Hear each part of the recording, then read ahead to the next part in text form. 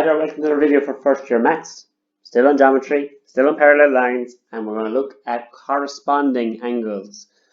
Corresponding angles are also made when a transversal crosses parallel lines. And again, corresponding angles are equal, so very similar to alternate angles. They just have a different position. Look for the F shape, or it also can be a backwards F. So our corresponding angles, if they're located below the parallel line on the right hand side of the transversal, then if you were to slide that angle up along the transversal, it would sit perfectly on top of the angle above it here. So they are corresponding to each other. They're going to be equal. And you can see in all of these that they can just slide along the transversal and they'd sit on top of each other. They're called corresponding angles. That's why they call it the F. You can see the F shape here. They can be either above the parallel line or below the parallel line. All of these are going to be corresponding to one another.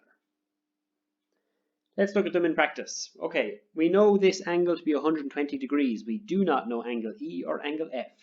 If I was to slide this angle up along the transversal, it would sit on top of angle F because it's below the parallel line here on the left hand side of the transversal, and angle F is below the parallel line on the left hand side of the transversal.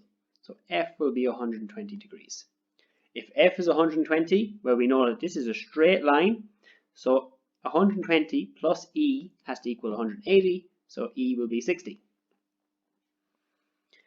In another system, we're given the angles 65 and 85, and we're asked to work out angle A and angle B. Sometimes with these, you can't go straight to the angle that you're asked for. You have to put in like a bit of investigation first, where you have to find other angles, fill them in onto the diagram, and then it starts to reveal itself. If this, I'm going to look at the angle that's 65 first, the corresponding angle to that. If I was to slide this up along that line, 65 degrees would sit here. So that's a corresponding angle, and I know if 65 degrees is here at the top, then B and 65 will be 180 as they make a straight line. So we get 115 degrees for B. Looking at the other angle, which is 85, the corresponding angle to that, if I was to slide it up along the transversal, will sit above it here, which is 85 degrees. And again, we know that 85 degrees and A will be 180, which means this is 95 degrees.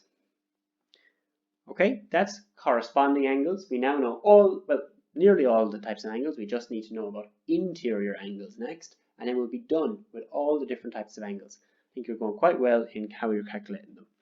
Hope you found that useful.